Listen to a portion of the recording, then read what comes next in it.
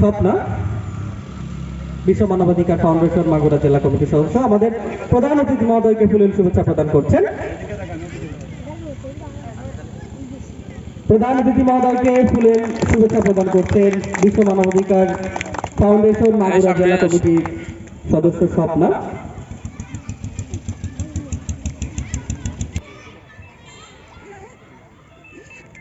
আমাদের বিশেষ অতিথি মহোদয়কে ফুলের শুভেচ্ছা প্রদান করছেন বর্ণালী।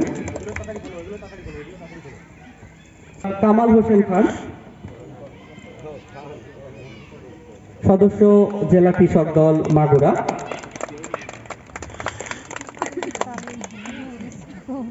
সদস্য সচিব ১ নং হাজিপুর ইউনিয়ন বিএনপি।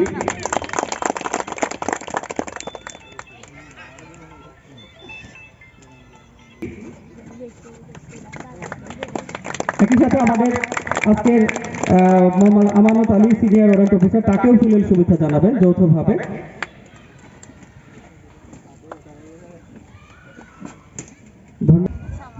ধন্যবাদ। মোহাম্মদ হোসাইন ইসলাম, পবিত্র কোরআন থেকে তিলাওয়াত চলছিল। এ পর্যায়ে পবিত্র গীতা পাঠ করার জন্য আমি বিশেষ আহ্বান জানাচ্ছি দীপা সরকারকে।